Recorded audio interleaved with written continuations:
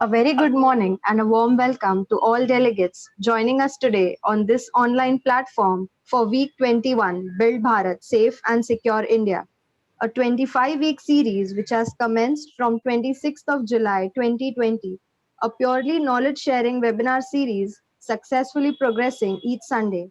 Our entire team of East Core Group is grateful for all your interest, support, and time for connecting with us today.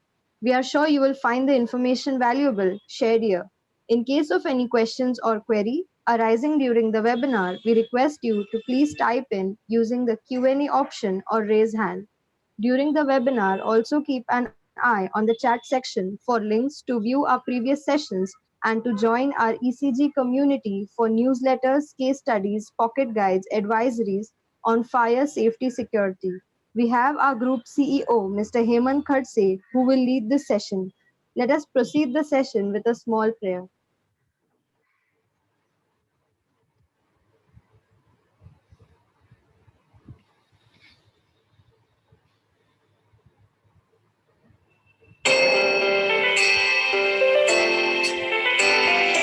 असतो मा सद्गमय तमसो मा ज्योतिर्गमय मृत्योर्मामृतं गमय ॐ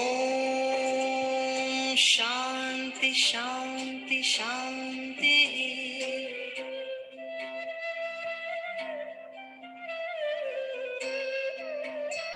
Come on, chant this mantra.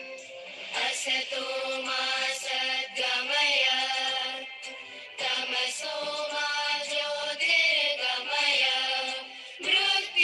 मृत्योर्मामृतं गमय ॐ शान्ति शान्ति शान्तिः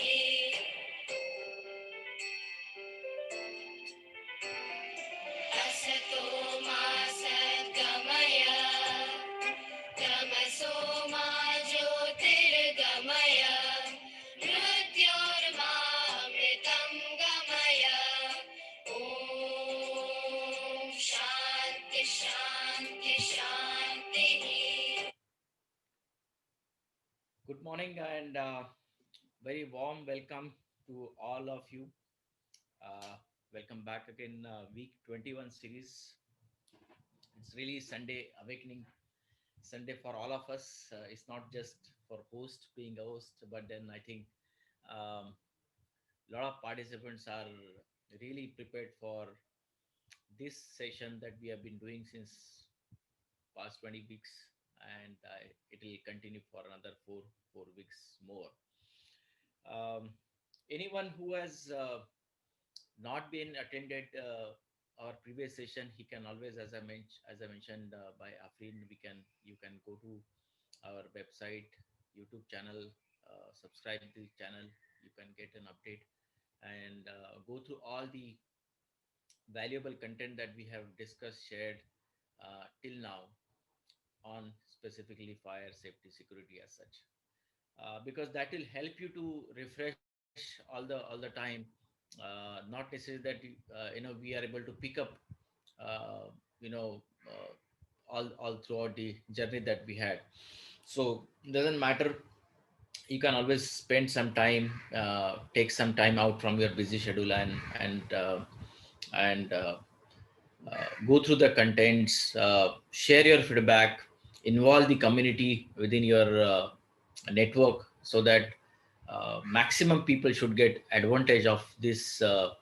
I call as a Gyan Yagya that we have started, and it has really a very very long purpose, deep purpose.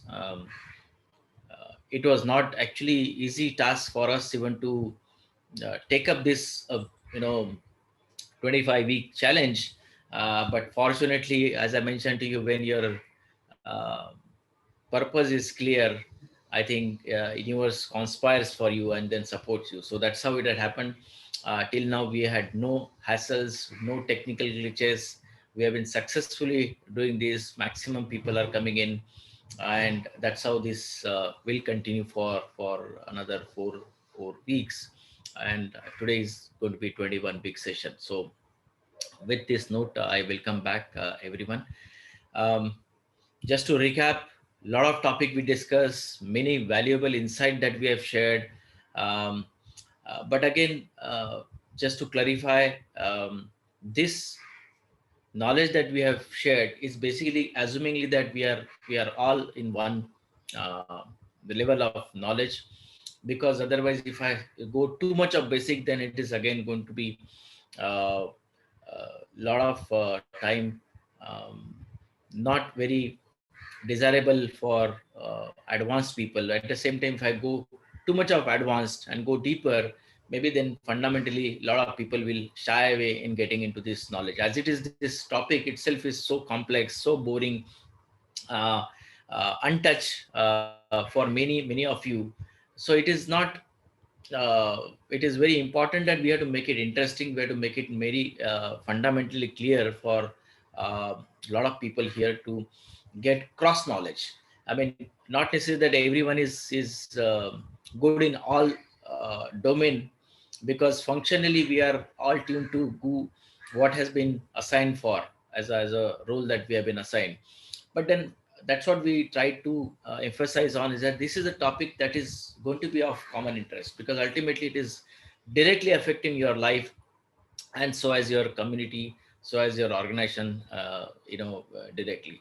So that's how the whole attempt of making this topic generic, so that there is a interest level, there is a basic knowledge awareness level amongst all the community, so that even indirectly they can support to the safety and security functional role people, so that their program can be successful, because you know the inside, you know the reason why they are implementing that safety and security program for your organization purpose. So that's how we picked up many relevant topic which is of common interest in terms of fire safety and security, right from planning stage to construction stage, and then we ended up with the operation and maintenance stage.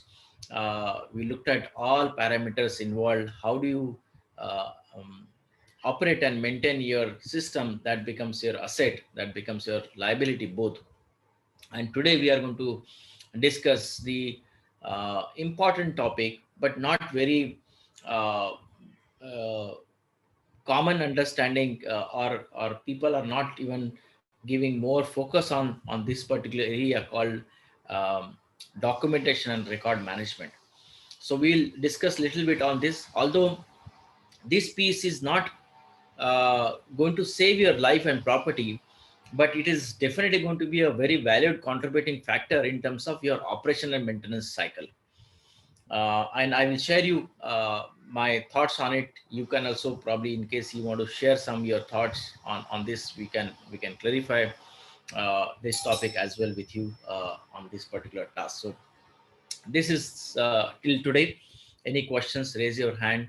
um, any feedback, you can always discuss in between.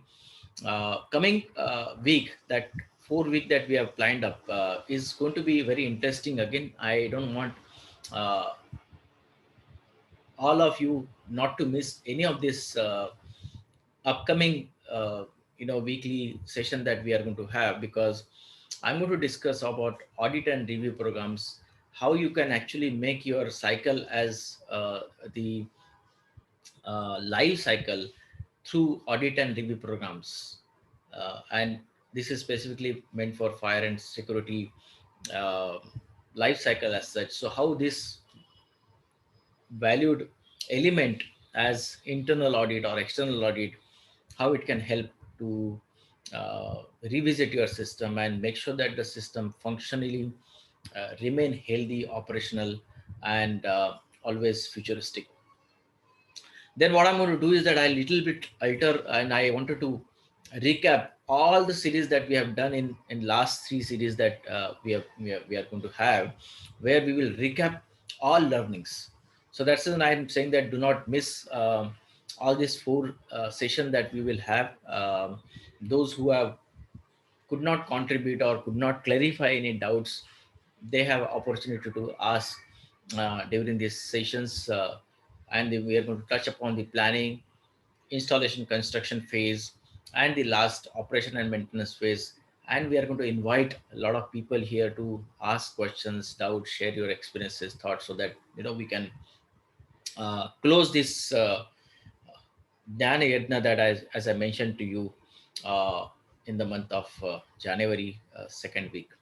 So that's how this is going to be planned for you. Um, uh, you can always raise your hand in case you have anything to contribute till now, or ask any questions. I may look at your hands in between. Yeah. So let's switch on to the topic that we I want to focus today is documentation and record keeping. So that's a very important phase. But why I did mention that people don't give focus, because of the resources that are getting attached in this particular phase. More bigger or a larger the organization is, your challenge becomes more higher or critical in terms of managing the records and documentation as such. Um, with my 27 years of experience with working with various users in India and even outside, the major focus here is become that people do realize that they have this gap. They are lacking about the documentation, they are lacking about the record management. But just because they are helpless, the system is pretty old. The system was designed by somebody else, system was installed by somebody else department, and it came to them as a operation and maintenance cycle. So that's how the stage comes in. And uh, I did focus in our planning stage only, uh, how your testing and commissioning cycle starts from there only. And uh, that's how, when you maintain this documentation requirement during your concept stage, your planning stage, when you start the project, it could be new project, it could be X months project, wherever it is, you give a focus on the documentation requirement, your task becomes very easy during your operation and maintenance requirement as such. So let me share you, let me recap you rather what we discussed in our last series, and where this element was discussed in little bit, when we discuss about operation and maintenance. Like, it starts with compliance. It's the compliance management is very important when you take over the project, or when you start the project, or when you start maintaining or operating the project. Then come, of course, record your operation and maintenance plan, your inspection procedures or inspection plan, your housekeeping requirement, and your training requirement. So this becomes a complete cycle of your O&M phase. That's what we discussed. And we discussed specifically on training part on the last session, very clearly. But just to tell you, as an extension to what I have discussed, um, today the trend, and specifically after COVID, things have totally changed. uh, Training is no more just a ritual that people are expecting, that you sit in front of a projector or a screen, and there is a person who is going to brief you a PowerPoint presentation, and then uh, take your feedback and get your signature as a feedback, and we end the training there. This is a old story nowadays. People do not want to restrict, or do not want to have dependency only on this conventional method of training. So there is a lot in the training domain. And training also, for that matter, to me, I interpreted that there are programs that are happening in the industry which gives you information. You get it from Google. You uh, communicate that through way of formal training. So you essentially pass on the information to the attendees. So that's how is one of the training program that happens. And these are the most of the training program happens in that sphere, because the trainer has a big challenge in terms of content. And and when they focus only on content, they always focus on information and information and information. And when that in focus goes only to that particular element called information, then the trainer is only going to pass on the information and nothing beyond that. There's a second level of training which gives you information plus knowledge. So there is certain amount of application that people can get an understanding of their reality, what they do, how they do, why they do. So they get a lot of insight towards that particular topic, and it could be any technical topic, whatever it could be, safety, security, fire, whatever it may be. So those are the programs that are basically aimed to give you a knowledge.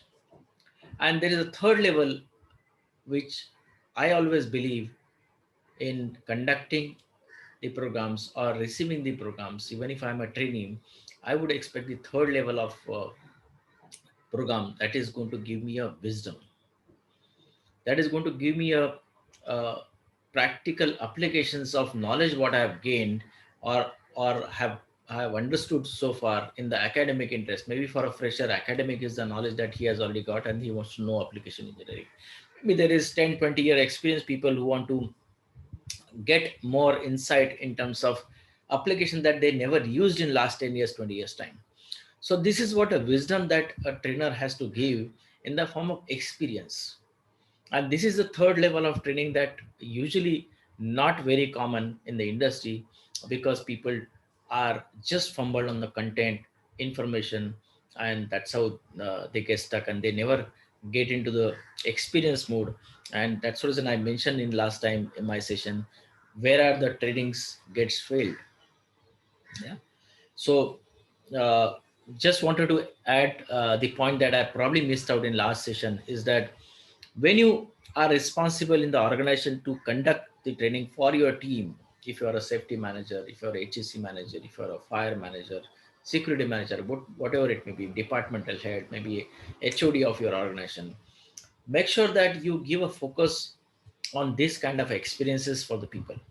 And today, as I mentioned to you, the trend is no more just like a kind of a formal way of PPT presentation. There are multiple ways. There are many uh, interactive ways where people can gain the insights. People can gain the wisdom of it.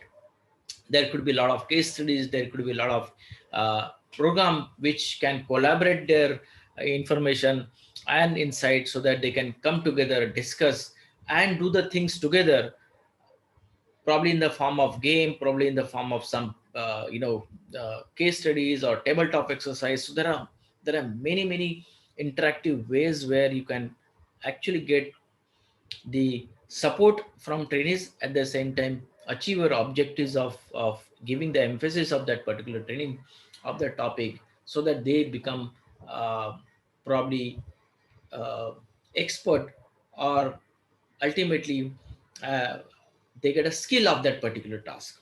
Because as I mentioned to you in last session, you have uh, three variants basically: thinking, doing, and knowledge, right? So when you are doing any training programs, ultimately you are not just only uh, giving them a information in the form of knowledge, at the same time giving them a wisdom, so that they are able to think the way they need to think on that particular job or profile. And at the same time, when they think, they start doing the way they want. And it could be any topic, as I mentioned to you. It could be a mock drill that you take as a simple, maybe confined space, maybe work at height, maybe security program, or maybe any kind of environmental safety programs, whatever it may be, whatever it is as a required, as a need of your organization. You should have these three pillar when you plan your training for your organization. And that's what people miss out on these two pillars, which is thinking and doing it. They only focus on knowledge, and people are not interested in gaining the knowledge unless until they see the advantage. What is it for me? How I'm going to build that competence in me? Is that a trainer has a capability to know my potential and build my competency in that functional role that I'm going to do, or anything that is going to be uh, excelling my career, or excelling my potential, doing more than what I'm supposed to do. So this is what the important pillar that organization, as a leader, you should have an understanding in implementing those things. So today we are going to be talking about records of this pillar as an extension of operation and maintenance cycle of it. Um, this is what we discussed last time as well, that skill development is the one major outcome of your every training program. And of course, attitude is a byproduct, I would say. But give always focus on getting your people trained, not only just gaining the knowledge, but at the same time, gaining the skills of that particular topic or desired uh, um target subject that you want to focus on, so that the organization capacity goes high, organization competency is get built up automatically in the form of training program. So it's a very very important piece. Probably I can pick up any question if they have in terms of training, specifically what we discussed last time. And I got one important assignment and announcement rather, to give you in case nobody has any questions. So feel free to ask any questions or any feedback that you may have. You can raise the hand, uh, and then otherwise I can go over to the um, next announcement that I want to talk about it today before we get into the topic. Yeah, so no questions, fine. Okay, so what I wanted to talk about here is that, since we are going to be ending this Build Bharat webinar series, after 4 webinar series, I don't want to end here. Whatever spirit that we have taken is basically has to continue, and it's not me that I'm going to continue. I want you people to continue in our organization the way it has to be built, because when we are talking about at a national level, make this country or nation as safe and secure, it is not me or my organization can actually contribute. We are just like very very minuscule contributor of the whole attempt and effort. So unless until you guys become uh, having the same spirit that I have, you guys have got that the same objective in your mind, that okay, I'm going to build my organization, I'm going to build that culture in the organization, so that everybody in the facility becomes safe and secure. Then only things are going to be propelling higher and higher, and this is how yagya is going to be become a continuous movement. Otherwise it will just end there only, and people will never uh, uh, you know excel their thought process or thinking or adapting the practices that are required here.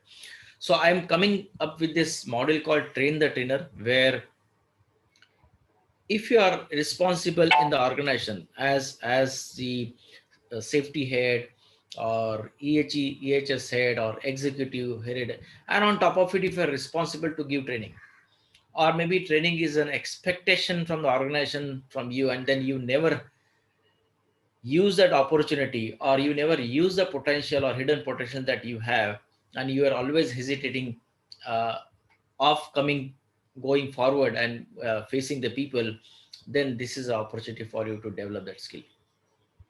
And it is a skill, it is not something that you have a good amount of experience in the industry doing particular job, doesn't matter in the safety security or fire domain, but training is a skill that has to be cultivated, that has to be acquired, and it needs expertise, it needs little bit of attention where you can focus on that particular skill and excel it. So I'm going to be picking up those people specifically from user domain. Why I'm user? Because then I'm going to be focused on that particular domain, because I want you to become a successful trainer in your organization, delivering, doesn't matter what topic that you want to have. Because I have seen many people in the industry when I work with specifically this safety and uh, security staff people. They always feel that my organization is weak. My organization is lack of awareness. They are not able to understand. But who is the one who's going to be making them aware? It is you. It is your responsibility, isn't it? And then how do you make that? How do you bring that awareness? And that is what is your skill of training. And probably equally you are also responsible, because although you realize that gap of awareness, But just because you are not going forward, or you do not have that skill, or you do not have that opportunity given by the organization, you are hesitant in doing it. That says, and this awareness becomes a gap and gap and gap, and that's how this organization fails. So this is an opportunity for you. I'm going to be focusing on key things here. And as I mentioned to you, it is for all the professionals in the organization that you have. But at the same time, if you feel that you can contribute in your organization, it could be small, medium, large, and you can actually deliver uh, training or a topic of your interest, of your capacity, of your competency, and become a successful safety trainer, then this is what we're going to be there. So we are going to talk about presentation and facilitation skills. We are going to talk about training design principles, that means theory. And then we are also going to talk about practicals. That means how do you develop your program, how do you develop your calendar, how do you understand the need of your organization, and how do you capture that particular need into a program. What's the content? I mean, this is the biggest challenge in the industry. People do not find the right content to focus on. So what is that content, what is the weightage to be given on the content? And this is how we are going to discuss in a detail. What are the techniques of training? Is it only PowerPoint presentation, or is it something beyond? So, what are the ways and means of techniques that you can develop as a trainer to make it effective, to make it relevant for your organization? And how do you get involvement from the people around organization? Because people will not come and attend the trainings. Even for Build Bharat, we have been campaigning this. Not to say that everyone is coming forward and attending the training, because people are busy. People have their own goals. People have their, so nobody has time, unless until that situation comes, unless until that accident comes, unless until that need of awareness comes, then only they come forward. So how do you create that need? Is it in the form of only accident, or is it something that you will create uh, a scenario, or give them a kind of an knowledge where they will understand that yes, I must attend this particular topic from you. So that is how you can okay, I think, sorry. So I will just take my earphone out. Am I audible, Afrin? Yes, sir. Thank you. So we are going to discuss about this particular techniques where you can develop the skills and um, involve people, interact people effectively. So that's a program is going to be a program of 3 days. It's going to be online program, only and only for users. I'm repeating again because we are not going to be picking up anyone and everyone. We are going to be picking up only in the organization people sponsored from the organization, so that we can make it more relevant. This will be a not just theory; it will be a practical, so that you can really understand in a very quick way, because it's a crash course. I mean, technically, I would have taken it for 6 days, but I want to limit to only 3 days, because then only people can interact more and understand more. And we are going to, of course, give a certificates. It's going to be very fun loving program, although it's going to be interactive, engaging program. But I'm sure you will gain a lot of insights, and become more confident as a trainer in our organization. So I'm going to be restricting only to 30 people, not beyond that, because I will have one-on-one contact with everyone. Pay attention, give the uh, weightage to every person that is coming forward, so rather than addressing a crowd. So it's going to be restricted to only 30 people. So that's a program that we are going to launching on 14, 15, 16 January 2020. So it's a month long timeline, so that you can save the date, you can plan. So it's going to be Thursday, Friday, Saturday. That's a date that we are going to have. So your investment will be there. I would have charged you 20,000 for this, which is nothing but very minimal, very minuscule. Because if you look at the quantum, the content, the effort that we are going to do it, I would have always done it free. But why I'm not doing it free? Because there is always a cost attached to it. There is always uh, cost, not only doing this program, but I wanted to have a kind of a recurring model where I can do more programs for you. Because if I just continually doing it free, then probably the organization becomes a charity organization. Because I want to make it this a sustainable organization so that I can keep doing it for many people. But then for a Build Bharat attendees, I will not charge you 20,000. We will charge you only 9,100 including GST. So that's a paid program. Uh, that's going to be your investment. It's not an expense for your organization. So that's okay. I wanted to talk about it here. So in case you want to register, reach out to offering. There is a link that she will give it to you in the chat option, so you can register it, and plan your day. I think I'm sure you will really love this program, and this is going to be a lifetime opportunity for you to come forward. So yeah, coming back to the topic, about record keeping, I was uh, referring this case. This is a building existing, and the fire occurred there. I don't want to name this building with a specific reason, but I was invited by this society of this mall. It was a mall where a fire occurred on the ground floor, one of the unit, and the fire was so severe that they had no clue how to manage it. Fire propagated to ground floor, partially basement floor, and entire floor from the atrium area, and a lot of physical or property loss happened in specifically on a ground floor area. Uh, Fortunately, there was no human casualty or loss, but at the same time, there was a big property loss. So one of the attendees of Build Bharat, he happened to he was happened to uh, talk to me, and then I met the society bearer of this particular mall 2 months before, 2.5 months, 2.5 month before precisely, and I could see that there was a always big vigorness coming from the society bearers, specifically committee members, because the incident occurred to them, and they were really eager to have something now immediately. That now you tell us how to proceed.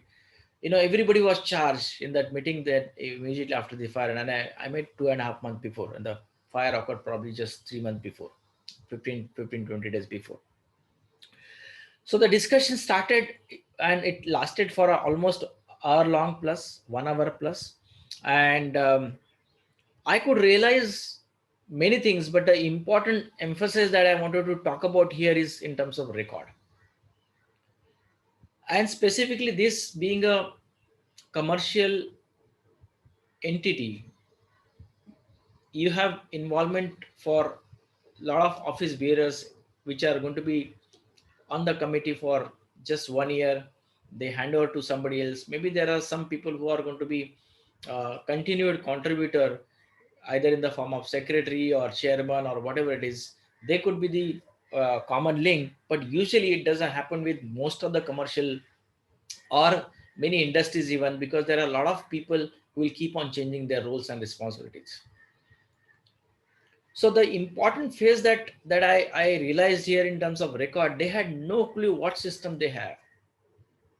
They had no clue what drawings, what NOC that we are talking about. They said this happened, and now you tell me what you are going to do. You can see all around what we have, and you tell us the way forward. So look at the irony.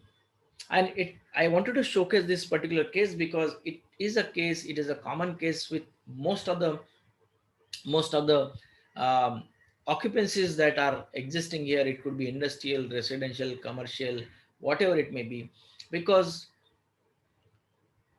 in an organization you will not have a people who are going to be safeguarding or custodian of your systems for long. People will keep changing, whether it could be design people, construction people, or operation people. So there always a missing link. What happened in the beginning? What was the concept at that time? And there are no documents, evidence for that. So specifically for this, what I realized is that they had a firefighting system, but they don't know what it is. They said, I have a pump, Maybe somebody was saying that I think it is in basement. Somebody was saying no, no, it is not in basement. It is ground floor. So look at that irony. They've been operating in that commercial building since more than 3 years, and they had no clue where the fire pump is. They even did not know fully whether the system was functional, operatable, because they could not operate that effectively. The hosel systems, they don't know whether it is under maintenance contract, whether it is in healthy condition, operatable condition, or whether it was kept off. There were no as-built layout of this system, and this is technically a 10-year or 10-year plus installation, or a building that has been operated. 2009 or 2010 they commissioned it, but since last 10 years, today the body who's supposed to be a custodian of the entire facility, they never have taken a pain in understanding and going into the facility, what is that system which is going to protect my facility. And here I won't blame all the occupants to know to where's the fire pump room, but at least the people who are responsible of the society must be aware what is that system, where is the drawing, what is the fire alarm system, whether it's a conventional addressable, whether it is operatable or not. No drawings, nothing, no maintenance contract, no records whether the system was giving a false alarm, or it was giving healthy signals, whether the entire facility is protected with the detectors, whether the manual call points are there or not. They had no clue. Extinguishers were just lying simply there, but we don't know whether that is really refilled or not. There could be a maintenance contract for a refilling extinguishers, but when I asked about how old those extinguishers, they said yes, since then we never have replacement. I don't know whether there is any record of replacement. Look at it, 10 years extinguishers cannot be there for more than 5 years without hydro testing and all. Yeah. Emergency plan, absolutely. They said what is that emergency plan about? We have only security guard and they are supposed to do it everything. I said, when the fire occurred, what was your instruction given? So they said, this is the first time that happened, so we don't know. Was there an emergency contact number displayed? They never thought that this will happen to them. So there is no question of displaying any emergency contact number like fire number or station fire officer number or fire station number and stuff like that. Even during emergency, the guys were not even educated enough, not even trained enough. Forget about mock drill, and they never have any mock drill. They never knew how to respond to the emergency, whether they had to call to the chairman or secretary or nothing. No clue about it. So there was no emergency plan on board, no communication plan. Smoke management systems, if at all that happens, where it will go from where? Was an exhaust. In fact, the system, I could see that there was a centralized air conditioning system was already placed, but just because probably the maintenance become very high, they made it dysfunctional, and they were only operating on natural ventilation, but keeping the windows and door closed. So there was no planning of smoke management there. There was no drawing. There was no detailing. I asked NOC. They said, "What is that NOC? Who is the NOC? Who is going to come from? When it is builder have never given, or maybe given, but we don't know where it is." So they didn't have a statutory compliance. Look at it, the responsible people, committee members of the commercial entity.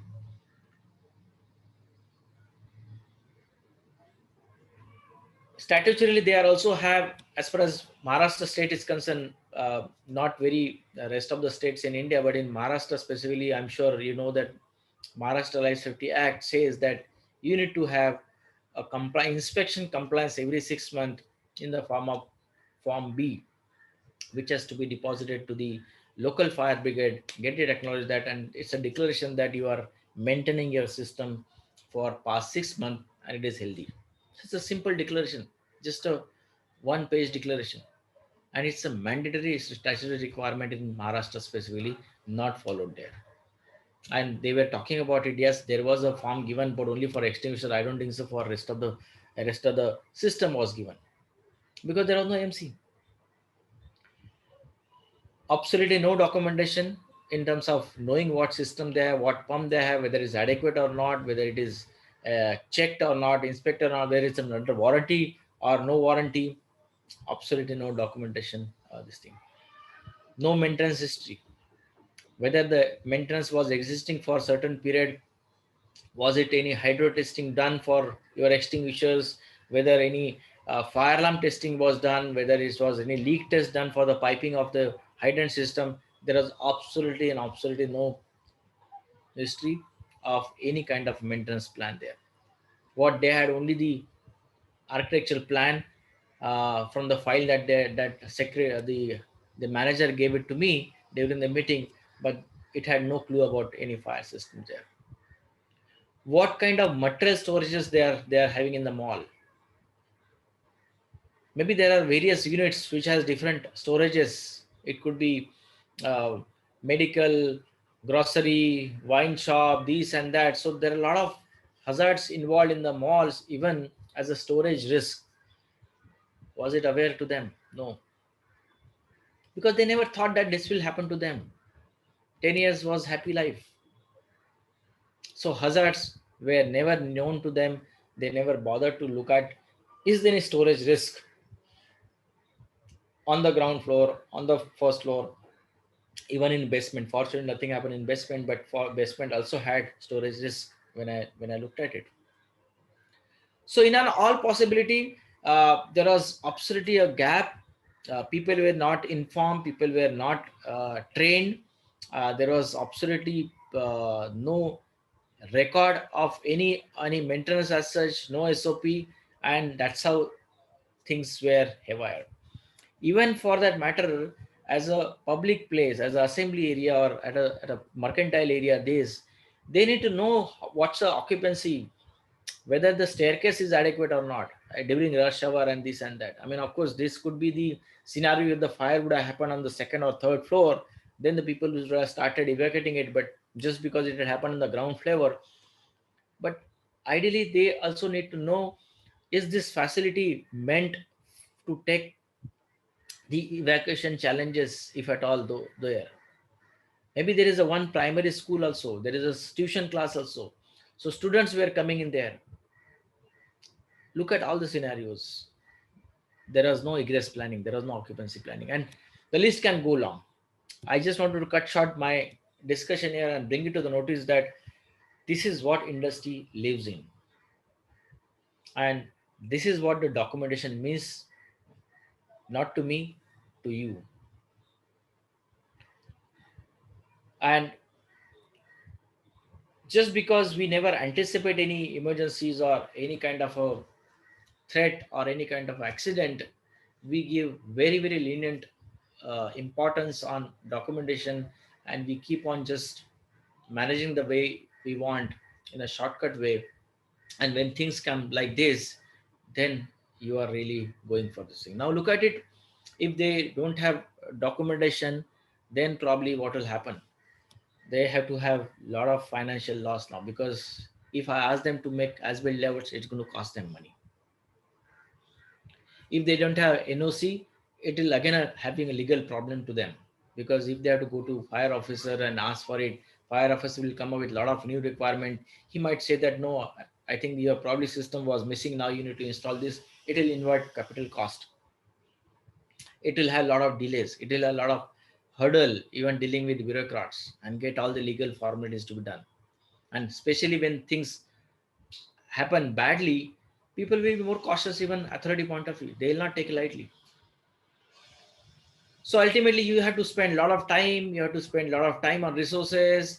Your priority gets changed, then routine operation, then you will only focus on doing this task which is going to be critical for it. And I have seen many facilities like this where productivity of the organization gets hampered. uh, there was a one customer of mine, today is not there unfortunately. Fire occurred to him. He was responsible as IT and admin head for the India operations. Just because the fire happened and it was a too much of property loss. His almost 6 month plus wasted only on managing this bureaucrat follow up. He was just admin and IT head. Admin was an extension given to him, and so as fire and safety and security. Just because this happened, the responsibility came on to him. I'm managing this post crisis documentation, follow up, regulation. Took a lot of time. He was not able to pay attention to his routine job, productivity loss. And of course, once you have data loss, is going to be big problem, because maybe at that time NOC was there, maybe at that time drawings were prepared, but just because you could not keep it on safely, securely, or maybe the system was not there to record record keeping management in the organization. This is how it happened. So there is a lot of hidden losses, and it can be only visible when things go bad, not in normal business as usual hours. So very careful you have to have, uh, you need to have a clear cut mapping in our organization, who is going to be responsible for what. If it is going to be NOC part, admin people are supposed to take care, or maybe HR, maybe fire people, they need to ensure that the NOC has been kept properly in the file, in the hard copy, in the soft copy. As built layout, maybe it is coming from design department if it is an organization which is big, but maybe there has to be a transfer from design department to the operation people during that handing over and taking over stage.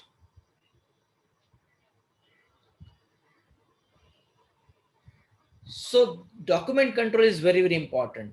And as I mentioned, when the organization becomes very big, the challenges become more big. But when there is no communication within the organization, and specifically the commercial entities which I mentioned, where people are going to be as responsible in the form of committee, which is going to be a thankless job, or which is an honorary job, problem becomes more critical, because only the manager who is responsible for the society is supposed to be taking care of everything, and manager also is not going to be lasting in the organization for more than a year or 2 year. Then look at the challenge.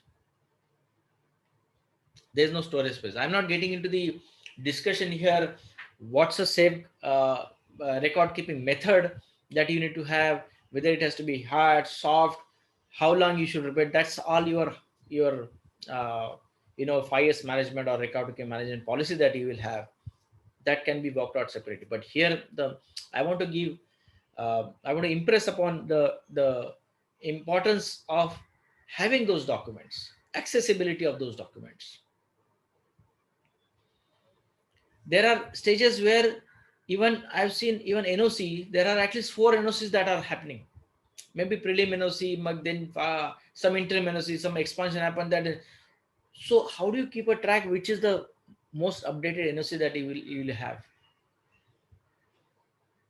When I say NOC, is no objection certificate from fire.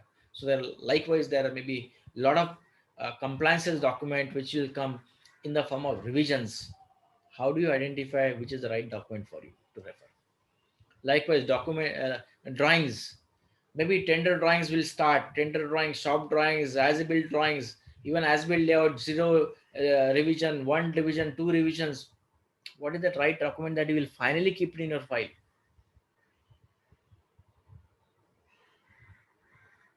Maybe you got a lot of equipments here installed, but maybe in the process of negotiations with the vendors, you have 4 vendor catalogs or data sheet or certificate, but you have installed out of that one.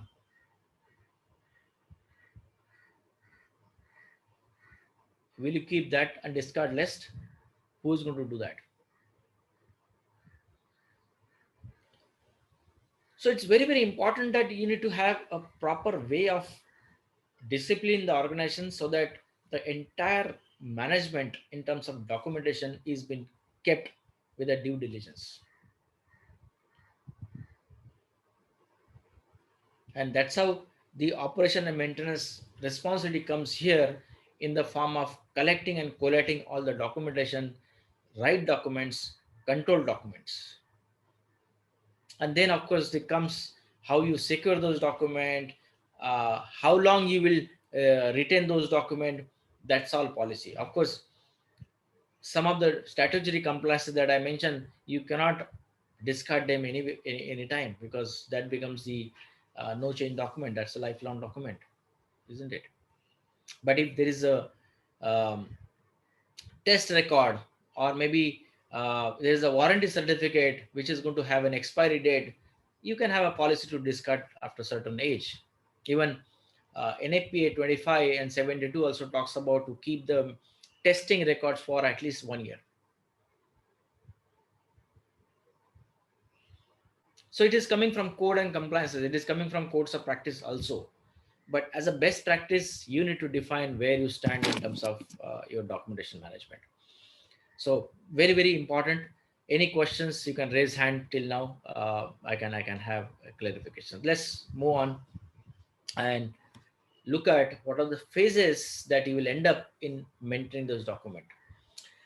There is always a myth people carry that only during commissioning the documentation will come. No, it will start from where? Concept. It will start from your planning stage only. When you start designing the systems, your documents take birth.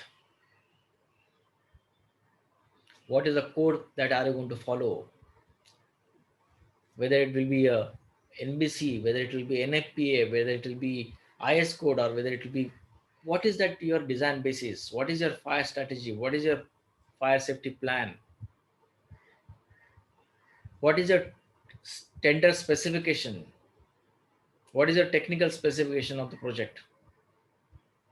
Because once you have that clarity of what was conceived in the planning, then only you know what has been delivered.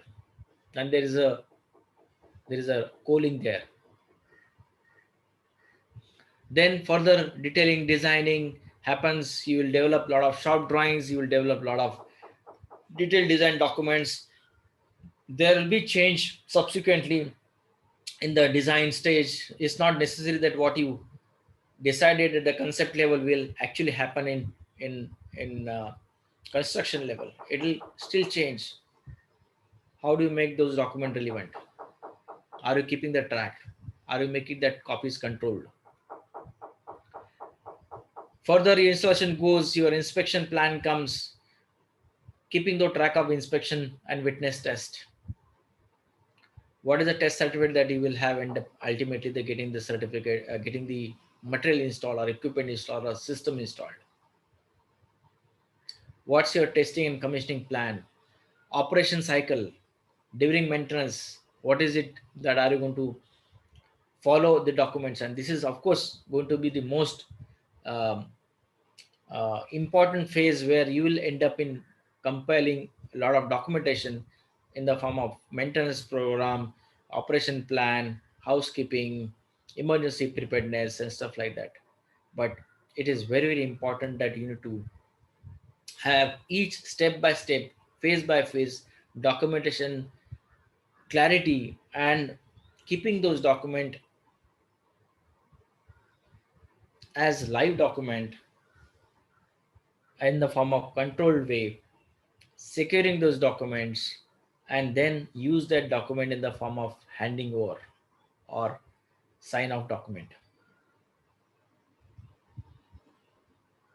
So there are various documents that are going to come.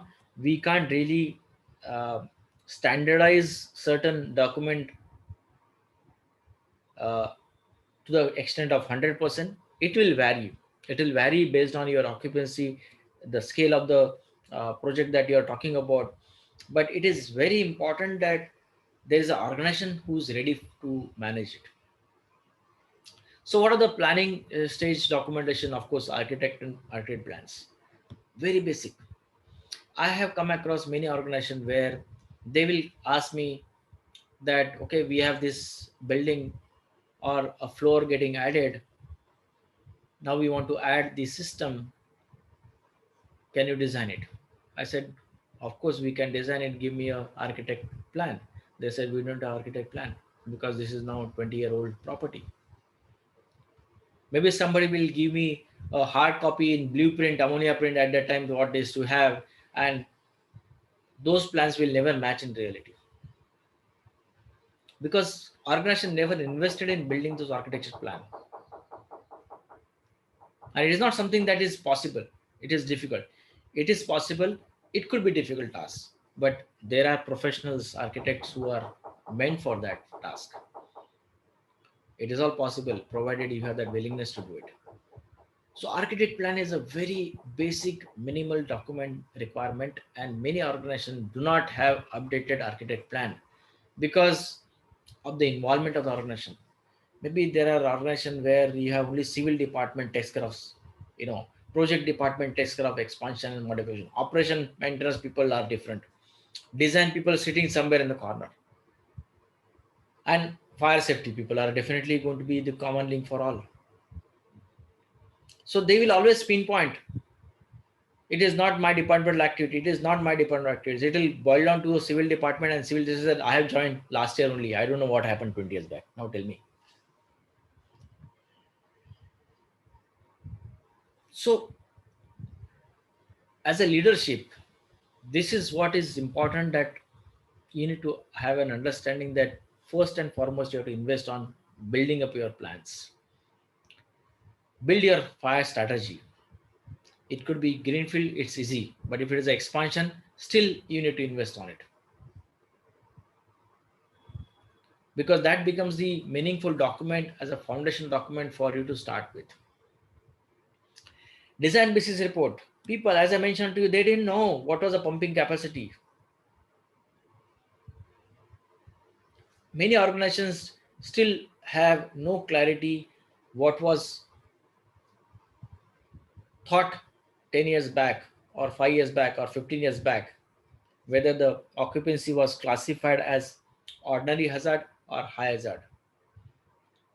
They said we'll have to check, and when you look at the old paper, you will not find that occupancy classification mentioned there.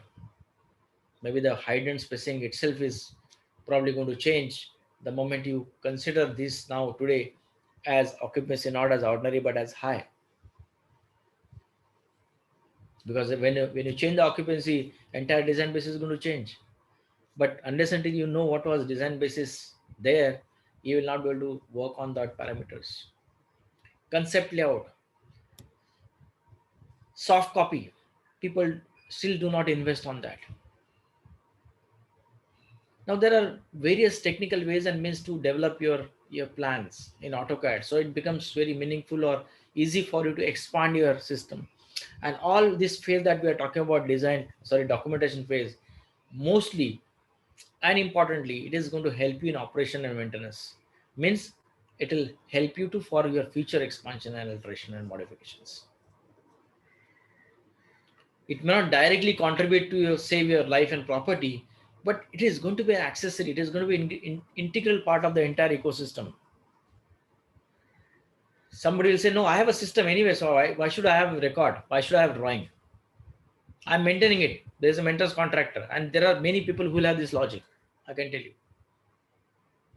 Many people in this forum today also will also say the same thing. Why should I invest on documentation? Yeah? I have a system running up and running. I have a maintenance form going on. My compliance is on. The question only and only will come when you do audit. You don't know what is the basis. Question and will only come when you want to expand your plant horizontally, vertically.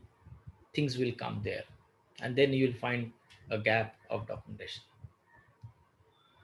Egress plan, whether the exits were adequate or not, whether the number of staircases are adequate or not, what is the occupancy that I am looking at it. Maybe 20 years back, this office building was designed for 300 people. Now there are 800 people operating in the same facility without any change. Is your egress adequate? What was the plan there? If it is going to be 300 people, then definitely there is a need to change.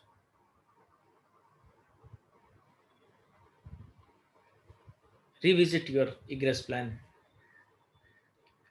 Now, in fact, I don't know whether you know the requirement from NBC 2016 for any assembly occupancy, you need to declare that this facility is suitable for those occupants. You have to place a number there, like auditorium, theater, stadium.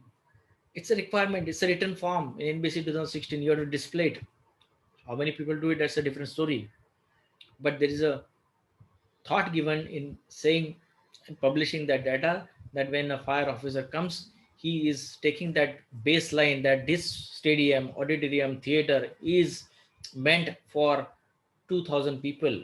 And when your occupancy goes more than 2000 people, then it is owner who is responsible of crossing that 2000 people and allowing people to come in and not managing the occupancy and egress in case of emergency. So ultimately, owner is responsible. We have discussed that in NFP 25 and NFP 3 and 4 also, right? So egress plan, very very important document that every facility need to invest on. Technical specifications, what ingredients of the entire system and equipment you have, put it in documented. Material takeoff. We don't know how many hydrants are there. We don't know how many extinguishers there. We don't know what are the class types of extinguishers that are sitting there in the premises. We don't know how many first aid appliances are there, whether it is expired or not. Material takeoff. And of course, statutory certificate and compliances are major gap. There are many facilities, specifically old facilities, do not have a valid compliances and certificates. Either they are missing from the books or they never have those documents. So this is what in nutshell the design planning documentation requirement that you need to invest on, you need to give importance on. Yeah, any question, feel free, because I'm just going with the flow, um, because I want to finish it off on time. But feel free, do not carry assumptions or inhibitions in on all these things. So yeah, let's look at the installation and construction phase, the second phase, which is the important task where you still have a lot of changes.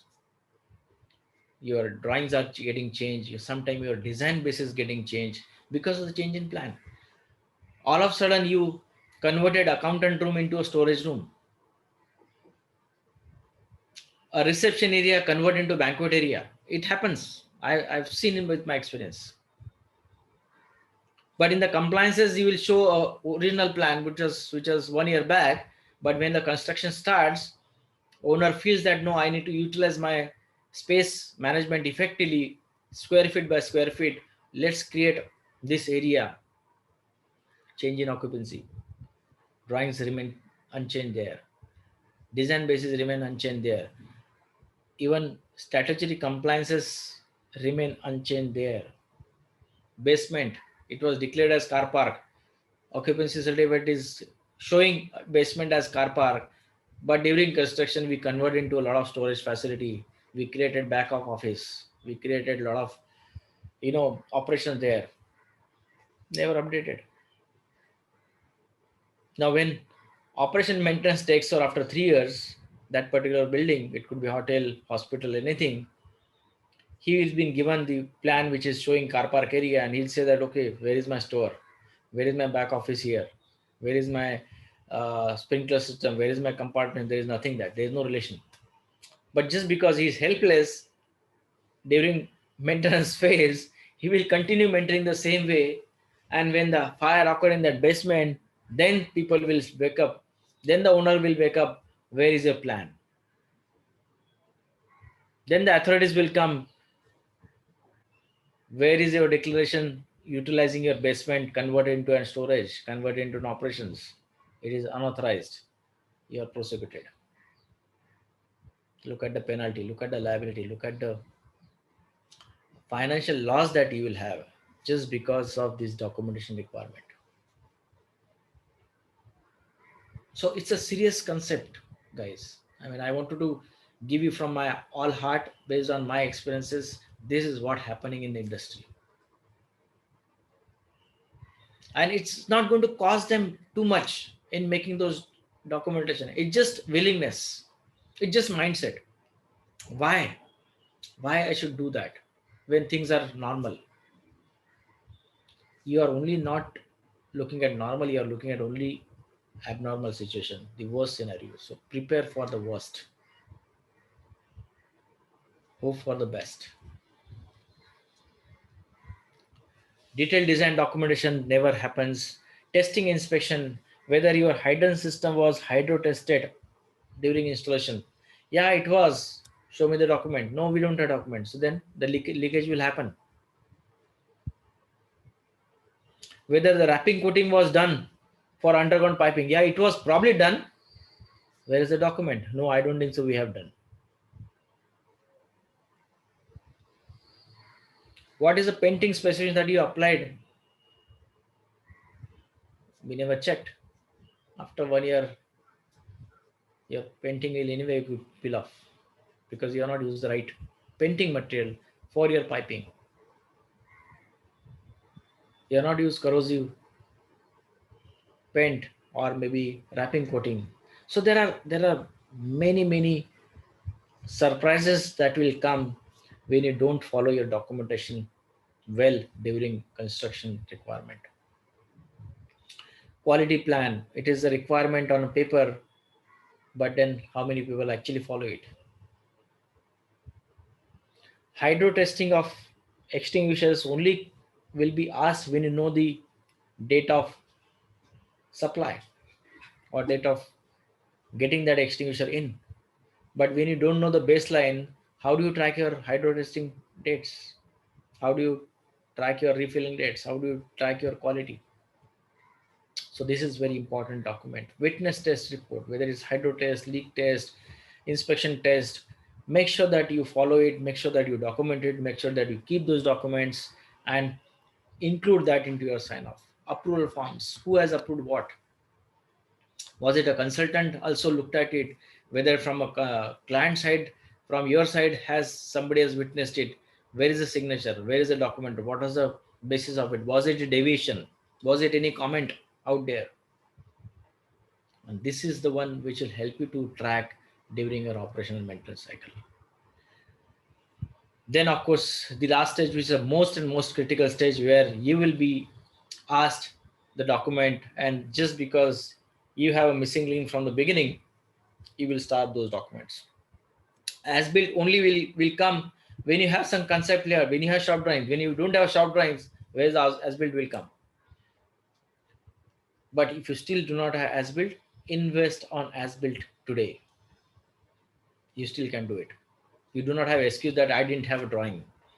I had hard copy drawings, I don't have soft copy drawings. Invest on as built because this is a one critical document for your maintenance. Then you know what is a sprinkler K factor, you know what is the spacing of it, you know alarm wall is there or not, you know your piping size is done correctly or not, you know the hydraulic calculation for the sprinkler system is done or not. Many things that will get clarified only when you invest on these engineering documents. Evacuation plan, number of exits, what is the staircase width? Yeah, I'll have to go and check. When you go and check, you see it's just zero point 0.9 meter, which is not adequate, which is not as per standard.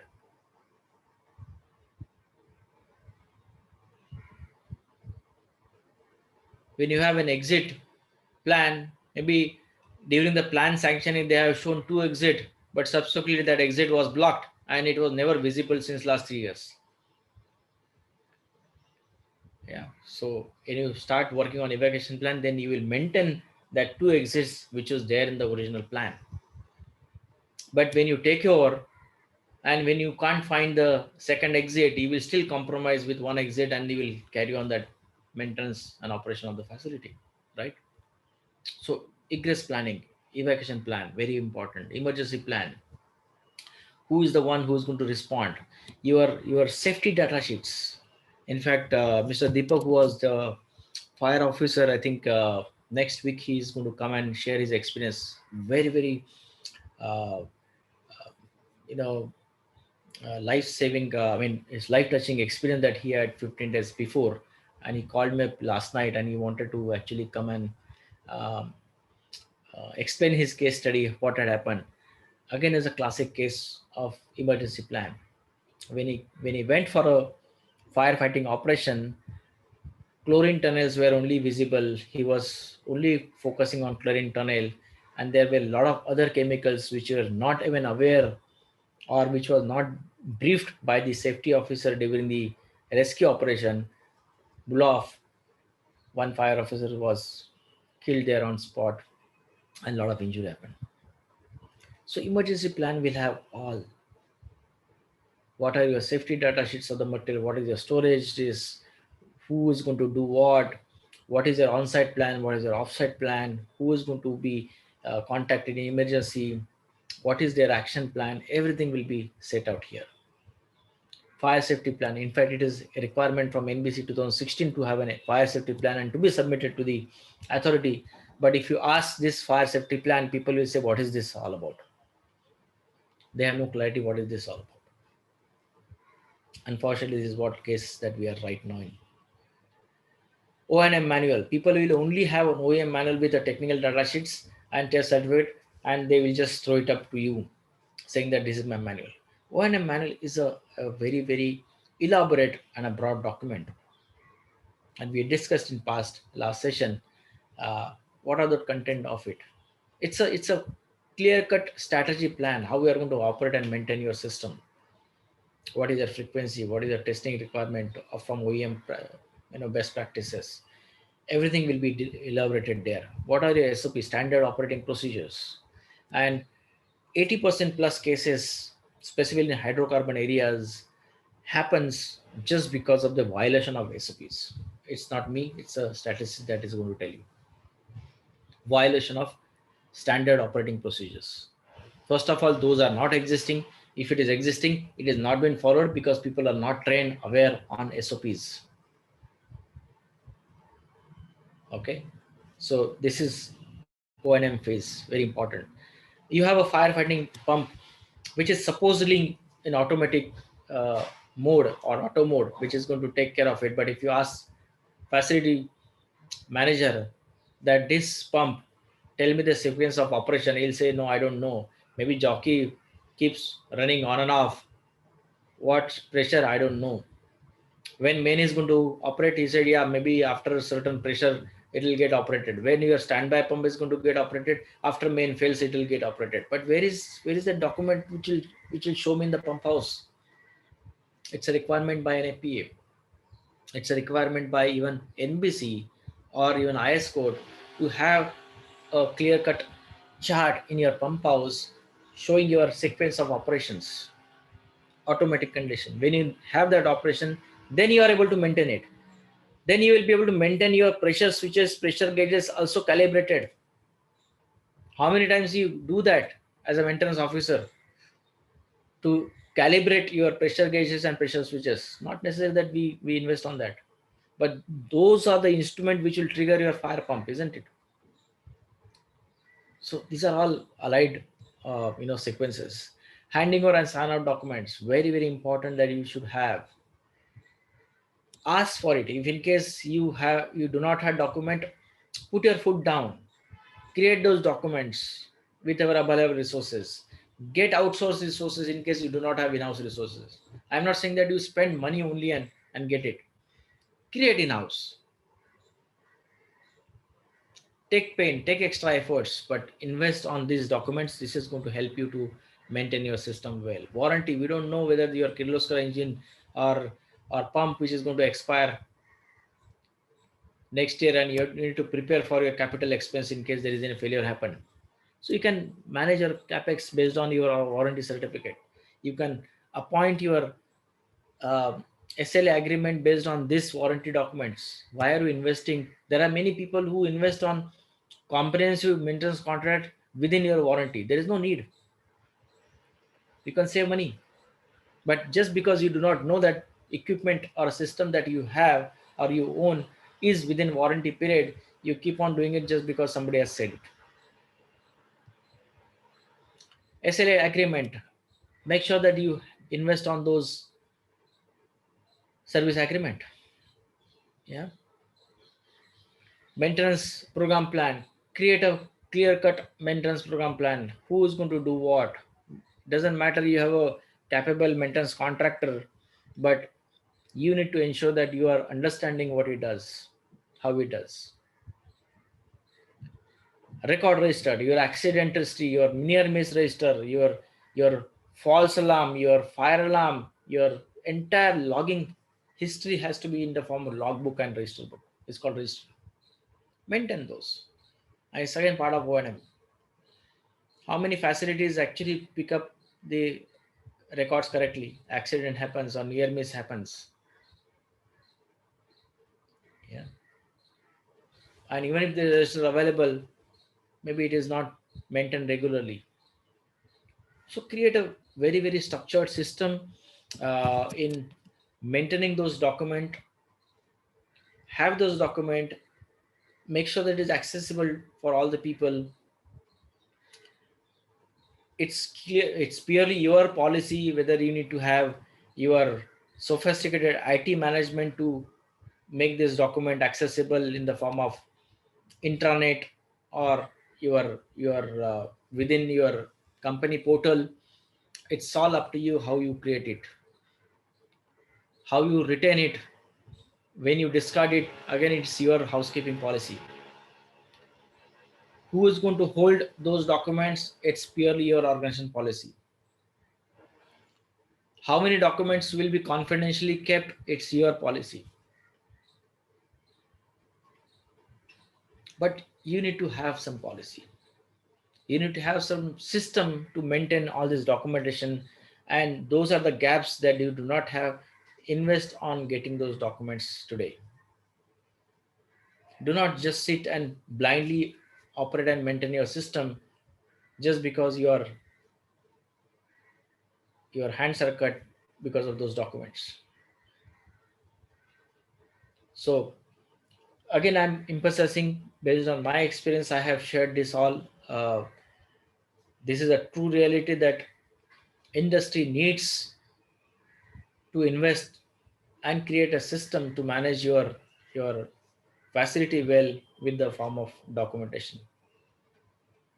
Unless until you have a very disciplined way of managing documentation, that discipline of maintenance will not come. Yeah. Like I gave you a very simple example of calibration, pressure switches and pressure gauges. When we do audit and ask for calibration, they said, "Oh, why do you need to calibrate it?" I said, "How do you authenticate that your pressure gauge and pressure switch is going to operate correctly at 6.5 kg pressure?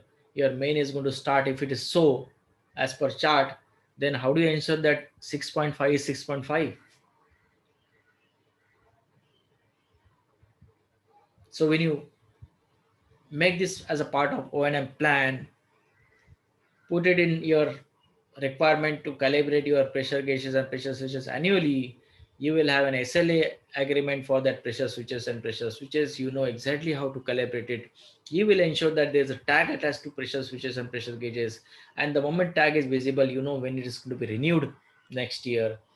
And when you know that it is going to be a calibrated pressure switch, you will go and see the panel that it is in auto mode, and you will make sure that your fire pump operations are in auto mode 24 by 365.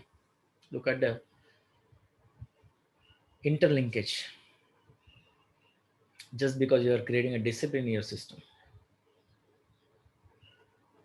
So this is all from me. I think I may invite some other question that you may have. uh,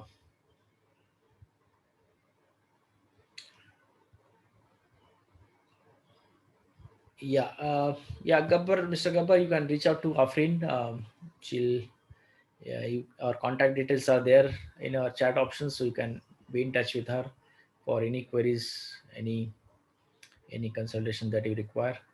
I frequently taking firefighting trainings for my organization. Please guide me how I can improve my skills. Yes, join a train the trainer course. Simple. We will help you to uh, achieve your skills and make you a successful trainer. Good. That I'm glad that you are executing training programs in our facility. Very few people have that passion. So I'm not here to motivate you to guys to become a trainer, but I'm inspiring you uh, to unlock your potential, because training is the need for everyone, and people like us are not going to help you day in day out. It is your internal resource that is going to help you on making your organizations well. You can't depend on outsourced trainer, let me tell you that way. Although it's my profession, although it's my um, business to some extent, but I don't advocate that organization need to survive only on external trainer. Let me tell you very frankly, candidly, that's what this program is all meant for. You need to have that consistency by creating internal talent in the organization, because of course maybe there is some specific training that you require, and it is always a human tendency that outside people comes, they people have more listening ability, or it gets percolated quickly or effectively. You can do that once and twice, maybe periodically, but you can't only and only survive on external trainers. And today, I don't find trainers are that effective in house. They are just doing it for sake of doing it, because there is a KRA attached to it, and there is a program that he has to do 3 programs or 5 programs in a facility, so that he gets a 10% increment in his salary. But then there's no passion, there's no objective clarity. What I'm to do, why I'm doing it. Okay, so this is what methodical uh, understanding that we need to have. I'm not saying that everybody is bad. There are very good trainers that I've come across, very passionate people, um, but not necessarily that they get a support also from organization, or they get an opportunity. So it's all ecosystem. You need to have preparation at the same time. You need to have a forum available or platform available in the organization, so that you can discharge that role effectively also. So it's all as a ecosystem that comes in. So good, Mr. Babbar, that I'm glad that you know that. I know that you are doing a lot of training programs. That's good. Keep on doing it. Um, be in touch with us. Okay, so anyone else has any feedback? Um, Mr. Dhami is from Dubai. He's attending our program. I really appreciate. Thank you so much, Mr. Dhami. Um, anything you want to say?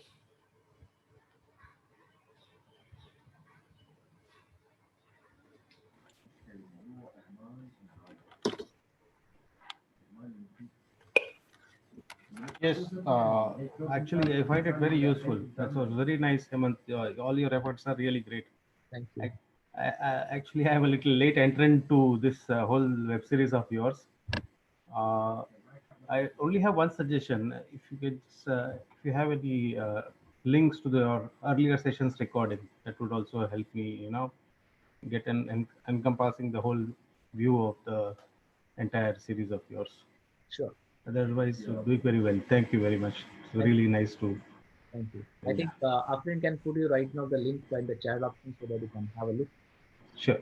Uh, like all of you, also probably can always subscribe to our YouTube channel. It's all there. There could be some 1 or 2 episode missing, so we will have it uploaded. But I think 90% all episodes are there on our YouTube channel, so you can always get the help. Yes, it will be very nice. Thank you very much. Thank you, Mr. Dhananjay.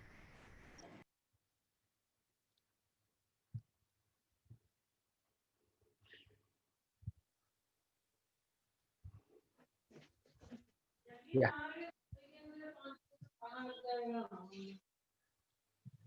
Hello. Yes. Yeah, good afternoon, Himanji. Good afternoon. Lalit. Yes, sir. How are you? Fine, fine. Very excellent today. A overview of, total from the design base. One input I wanted to know. Now all our industries, we also doing the whatever recommended code practice for fire protection designing. Mm. That is called prescriptive design base. Mm. Now, if you want to switch for selective area, performance based, Mhm. can you give some insight on that? Of course, overall as a objective will be prescriptive based. Mm. Whatever recommended in the NBC or local fire code, Mm. like we are operating in Telangana and some of the unit we have in Maharashtra also, Mumbai, Taloja.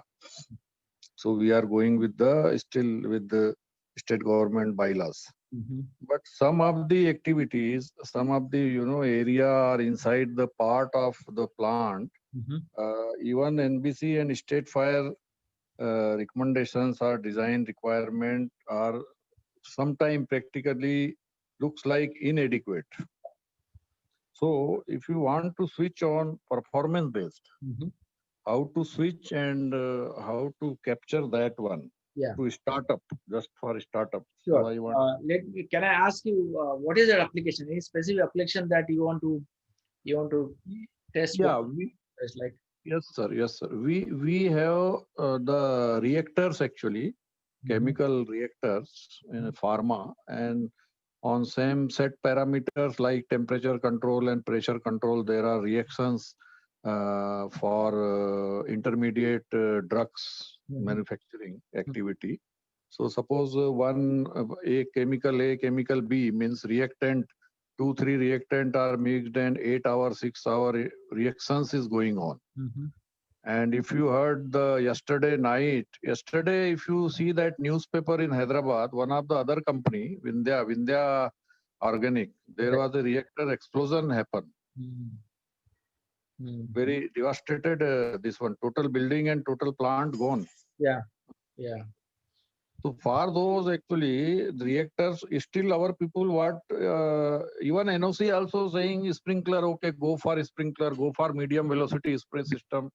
But Mhm. I don't think any explosion type of reactors, this spray system or something will take a control, because total in one floor there are 6 7 reactor. If one reactor exploded, then adjacent 2 3 reactors got affected and they also start exploding. So entire building floor Mhm. in the compartment, how explosion type of event could be suppressed so that fire will be contained inside it, other than um, fire rated wall and those things.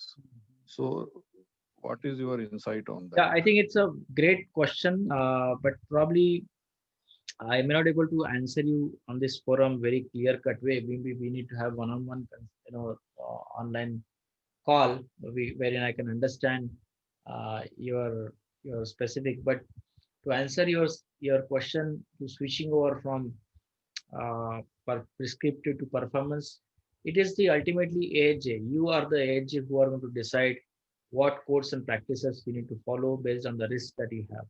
So origination has to be your risk assessment.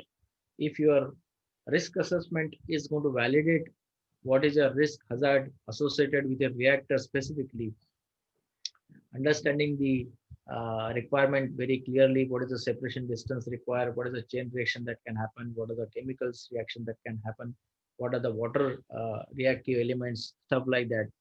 Based on that risk assessment, you can come up with a performance based design which will not only take care of the extinguishing, which will also take care of your detection mechanism. Because if there are prevention practices that are more important or equally important than the uh, protection requirement, then probably you need to also invest on those parameters. Because if it is going to be a chain reaction and it is going to be explosion kind of a thing, which is a common in reactors, then in that case you need to work on both prevention and protection both. So what are those prevention mechanisms that you can adapt or you can invest more so that you can reduce or mitigate the risk that you may have. So you need to really work on it, but uh, fire officers do not have any objection in going more than NBC. Okay, as long as you are going to provide you Yeah, what yeah, the correct, correct. system, the minimum, you can always invest on something as an extra layer to it, so that you are not eliminating but minimizing the risk as such. So it's purely your call. You can always get your risk assessment done, come up with the right option, and implement that in phases. It's all possible. But yes, Yeah, I would like to connect with you one on one and understand you more so that I can help you more. yeah. Thank you, thank you, thank you, Hemanji.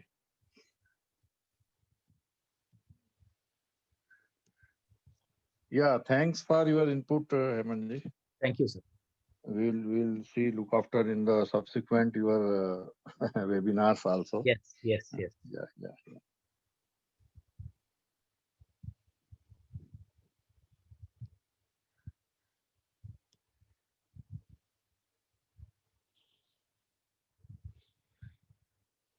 Mr. Gabbar, you want to talk?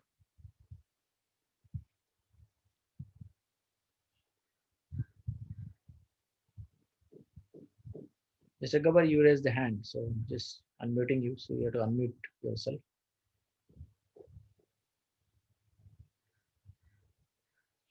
Okay, if it is by mistake, then I'll just lower the hand. Okay, fine. So uh, thank you so much for all your participation. Yes, sir. Thank you for your nice session. Thank you. Okay, so we'd like to conclude our session with national anthem. So you can.